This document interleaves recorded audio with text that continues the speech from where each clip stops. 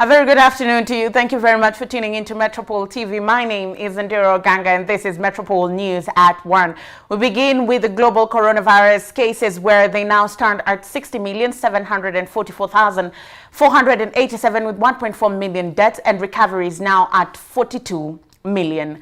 The number of COVID-19 cases in the United States of America now stand at 13.1 million with 268,000 deaths and 7.8 million recoveries. The number of coronavirus cases in India now stand at 9.2 million with 135,000 deaths and 8.6 million recoveries.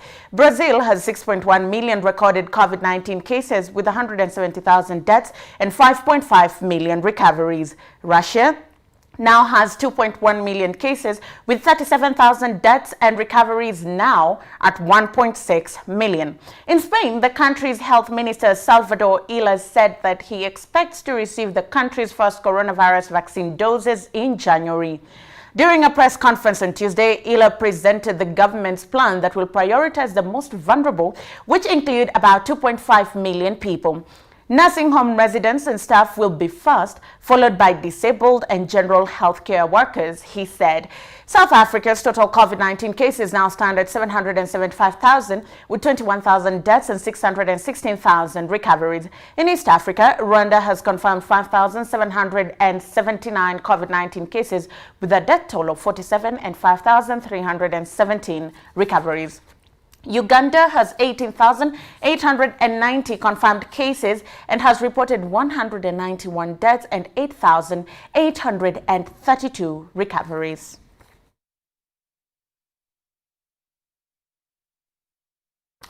Meanwhile, the Central Bank of Kenya Monetary Policy Committee has held its last rate-setting meeting of the year. The sitting is being held against the backdrop of a downgraded outlook for Kenya's economy this year. The National Treasury has revised Kenya's economic growth projection for 2020 to 0.6% from earlier projection of 2.5%. This as the World Bank painted an even gloomer picture of Kenya's economy, warning that Kenya's economy will contract by up to 1.5% this year on the back of the adverse impact of the COVID-19 pandemic on economic activity. During its last sitting, the MPC held the central bank rate unchanged at 7% in view of previous fiscal policy measures taken to shore up the economy, ranging from tax cuts to stimulus spending by the government.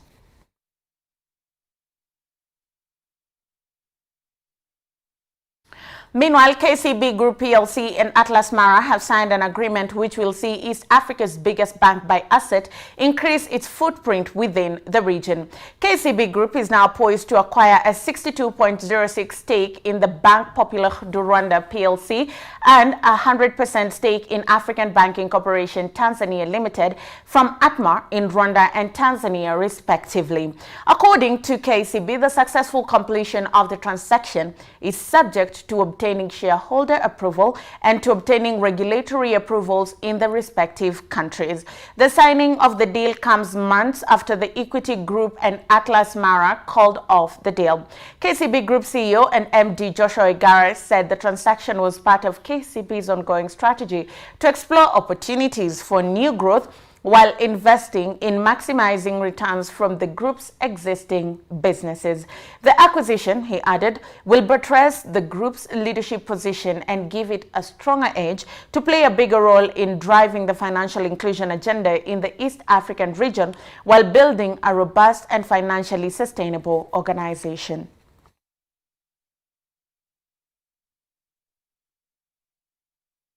Meanwhile, the National Treasury says it will soon launch the Credit Guarantee Scheme as part of its drive to unlock access to credit for the country's small and medium enterprises.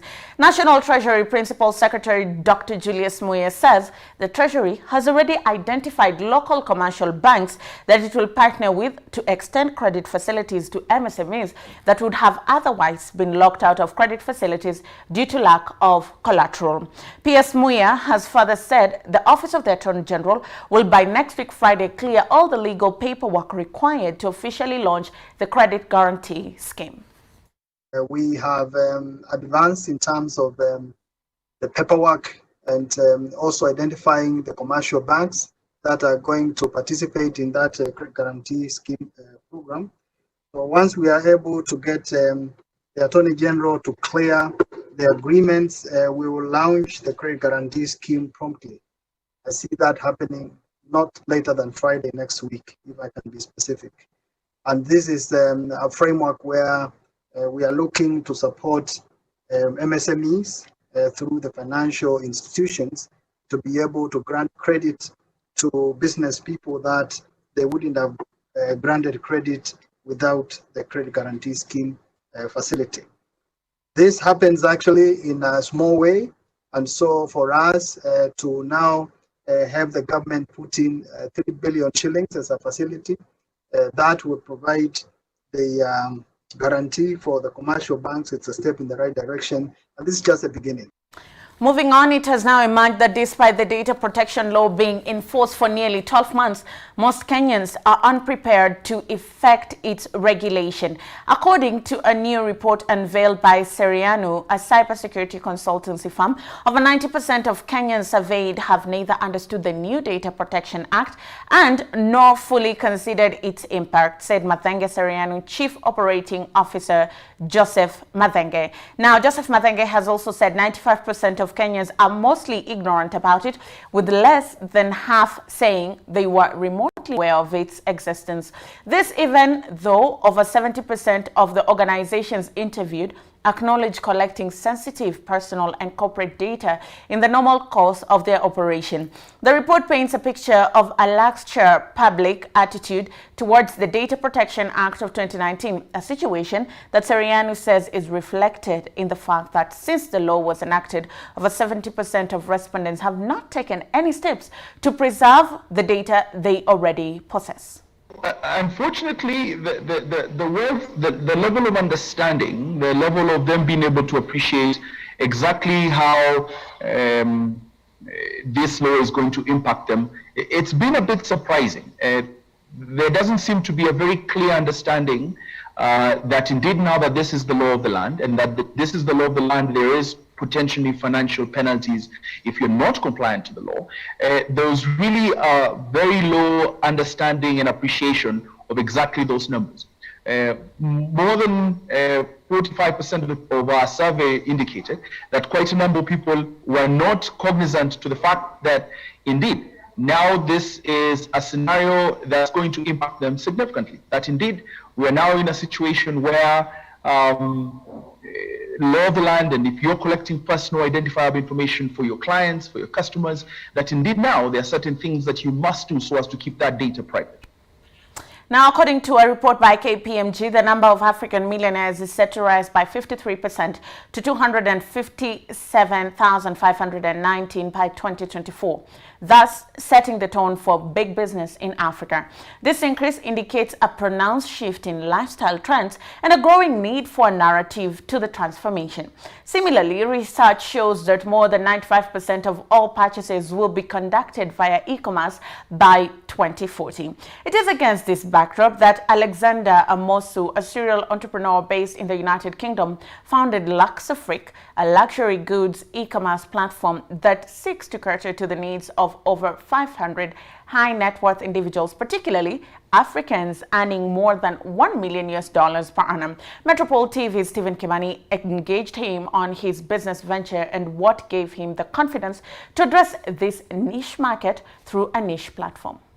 Probably let's just begin first with what inspired you to start the Luxafric boutique. What inspired you to begin this business? Well, I've been in the luxury game pretty much for the last 20 years. And I've always had a passion for luxury just in general. And then 4.5 years ago, I set up a concierge company that looks after high net worth Africans, approximately 500 of them. So when they come into town, we look after them, whether they want to buy a property, whether they want to go shopping, whether they want to invest, anything they need across Europe, we would provide that service as a concierge. But in the last 3 years, we've seen a massive increase of clients asking us to deliver luxury goods back home, directly to their home. So we would get a customer say, look, I'm going to a party on Friday. today's Thursday, I need this shoes, I need this hat, I need this watch. I can't travel to London to buy it. Can you organize it for us? And what we will do is we will organize the items by buying it directly from the brands, and then put somebody on the plane that same evening to arrive next day in Africa to deliver to the customer. So these are the type of services we've been doing for our members within our concierge. But 2.5 years ago, we decided that actually this is something that is needed not just only for our members, but for the whole of Africa. If you look at in Asia, there's e-commerce sites there. If you look in Middle East, there's e-commerce site there. And if you look in in Europe, brands like Metropol and Farfetch are very active. Why not Africa? Why not? So we decided to change the why not into we can. And that's the reason why we decided that, people who have money do like to buy luxury goods, regardless of whether they buy through us or not. They like to travel, and they like to spend their money. So why not provide them a platform that allows them not to leave their home? They can buy the goods directly from our website and have it delivered to their door. And that's the reason why we decided. I'm just curious, how big is Africa's luxury goods market? We're talking about probably 1 trillion. If dollars, probably much more than that. If you take individuals, I'll give you one perspective. One client could spend probably $500,000 a year on luxury goods, buying different things. Yes, so the market's huge. There's a massive potential there. But also you notice that in most countries across Africa, the luxury brands are only in certain territories. Like South Africa is one of them where you'd find Louis Vuitton, Gucci. Most of the brands are present there. But in the rest of the other African countries, there is no presence of luxury brands. And the only way for the consumers to be able to access these brands is by traveling to Europe. But not everybody wants to travel, and it's not convenient to travel all the time. So the process of being able to get these brands delivered directly to your home is the reason why we launched this platform. Good. How do you reach the end consumer? I mean, you've given your story about how initially you would literally have people take flights to deliver, but how is it working now that you have an e-commerce platform?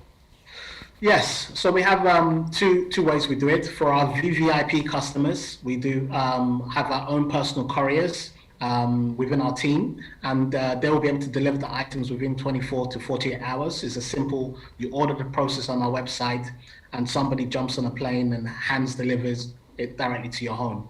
So that's our VIP, and obviously during COVID, that has been restricted slightly because of travel difficulties. But also we've partnered up with DHL Africa, and we've signed a memorandum of agreement. DHL haven't in the past been able to deliver to all of the countries in Africa, but with our partnership, we're working together, and they've given us a guarantee that they can deliver to all 54 countries in Africa with our partnership. And that's how we're delivering to all the doors across Africa. Good. What are the premium goods that are available on Lux Afrique Boutique? We have brands, from Chopard to Louis Strauss, Gucci, Stephen Webster, David Morris. The beauty of our platform is that even if you and you can't find what you're looking for, you simply do is contact our 24-hour team by clicking a button on our site, and that would go to our 24-hour, and you ask them whatever you need. Because of our relationship with brands, we're able to get anything that we don't have on through them, even if the item is a limited edition item, or even if something that you have to wait 2 to 3 we have ways of being able to get that a little bit faster for our clients. Very well. Given that you're in a technology business, capital will be required as you grow your business. Are you looking to raise capital soon? And if so, how much are you looking at? Yes, at the moment, I've been able to do this on my own but there's always room for more investments. We're going to be opening our second round of investment of 5 million And yeah, we're definitely looking for investors who want to be part of this great initiative.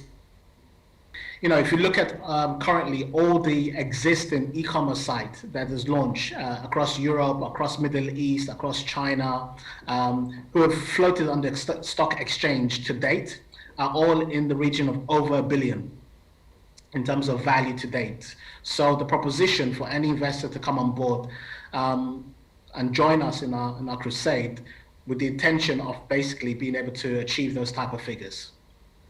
Good. What's your outlook of Lux Afrique Boutique in the next 3 to 5 years?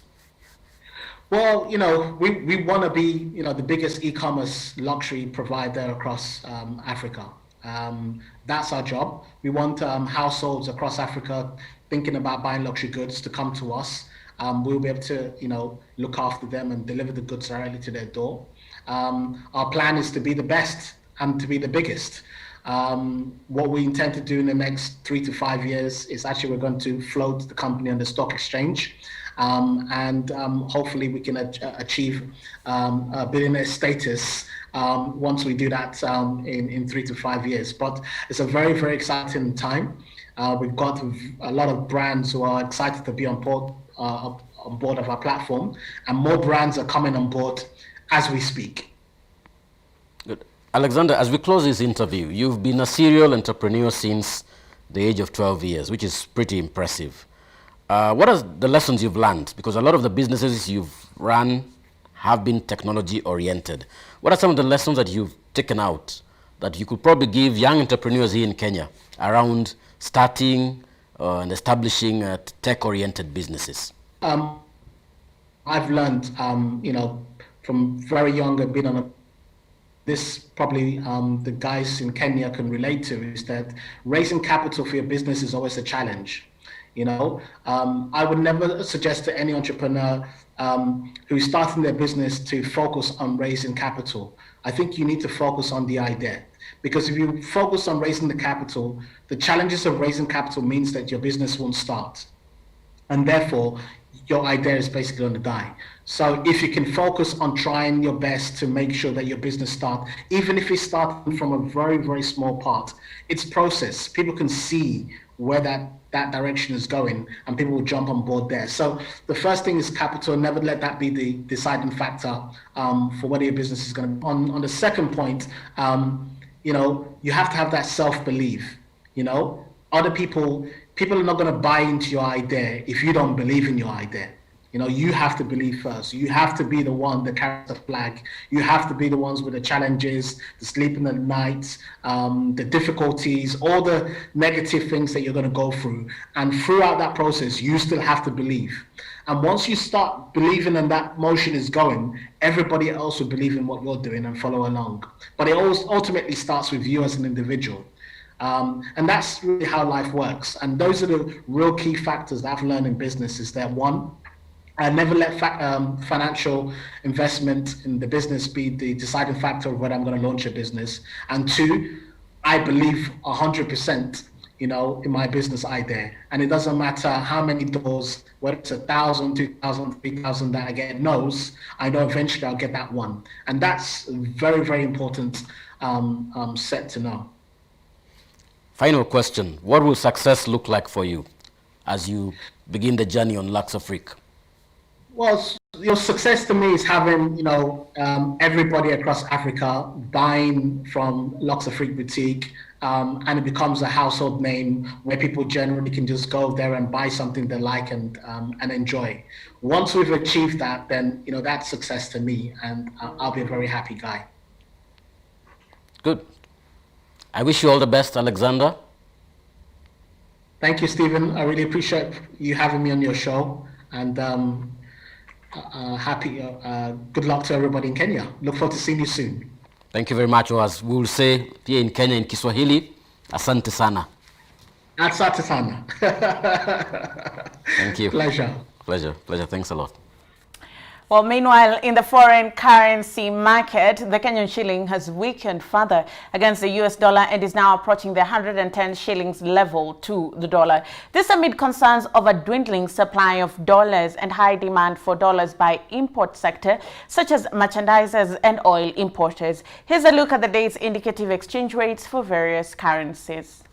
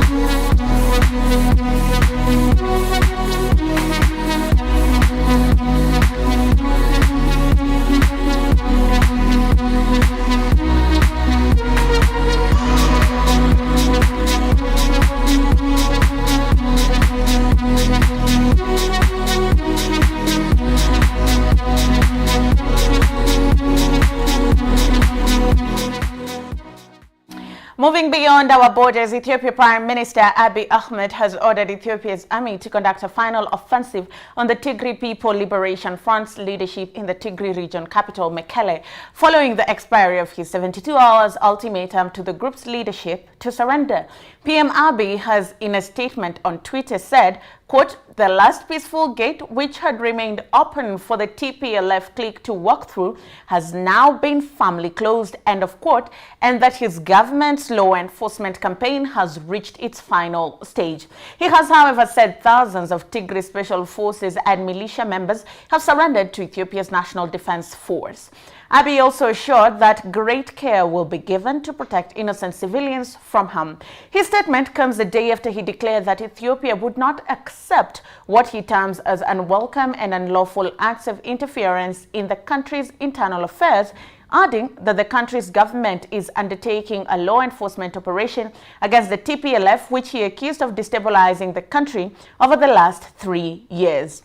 The ongoing crisis has seen thousands of Ethiopians flee the country to neighboring Sudan, with hundreds feared dead, and with African countries reportedly requesting more time to allow for diplomatic efforts by the African Union to continue, according to a report by the BBC.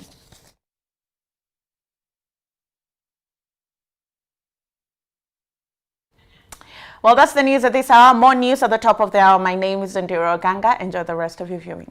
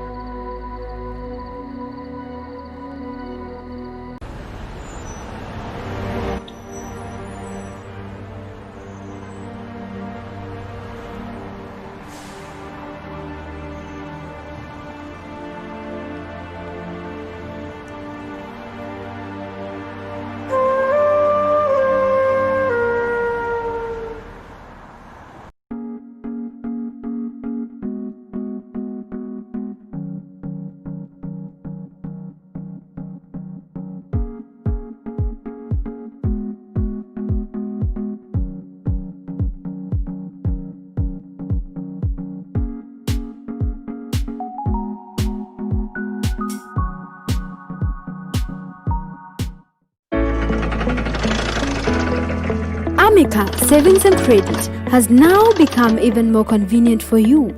We are introducing the Amica Visa card where you can access your account at any ATM across the country.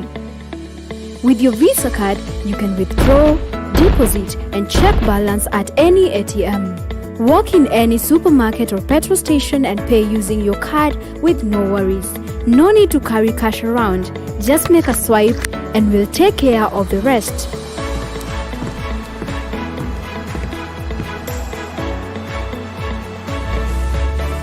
For inquiries or applying for Amica Visa card, simply dial 0729 333 444 or send a WhatsApp text on 0718 079339. Amica Savings and Credit. Plan smarter, live better.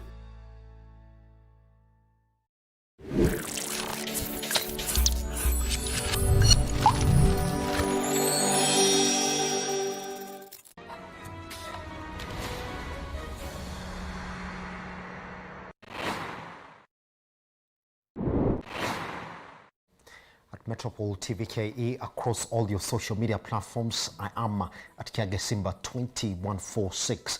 Let's get talking this morning. Hashtag business I am. This is our economic review. China Road and Bridge Corporation, CRBC, the company contracted by the government of Kenya for construction of the 474 billion Mombasa Naivasha standard gauge rail SGR, is projected to take home 977 million, about 106.8 billion as dividend and other incomes from the 2.75 billion. That's around 2.75 2000. That's $2,765 dollars. That's about 302.4 billion Kenyan shillings in revenues that are expected from the express highway. Now, the company, through its local arm, Moja Expressway Company, will earn an annual 3.9 or 35% of revenues, which will accrue from toll fee charged on motorists who will use the 27.1 kilometer road. Now, motorists using the road linking Mlolongo to the Nairobi-Nakuru Highway via Jomo Kenyatta International Airport, JKIA, will pay between 109 shillings and 1,641 shillings, depending on the size of the cars and distance traveled. Now, the disclosures were tabled in Parliament last week and put the Chinese firm's earnings at 163% of the 599.5 million US dollars estimated cost of building the road. In submissions to Parliament, Transport CS James Macharia said that, and I quote, total cash flow generated from their operation activities, mainly toll revenue during the concession period, is estimated at 302.419 billion. That's about 2.75 billion US dollars. Now, the main purpose of the road is to decongest the section of the road from Mlolongo to James Gishuru by the transferring of an estimated 30% of traffic volume from the existing road to the new expressway. Good. This morning, I want us to look at another visible area that the government could have therefore used to pay this money if this toll would have not been an option. And I want us to look at how much money that the government collects from a fuel levy. And this is the data that we have for you this morning. And you can actually see, if we're going to look at that data under fuel levy, then all the way from 2016 to 2017 and 2019, 2020 up to where we're right now,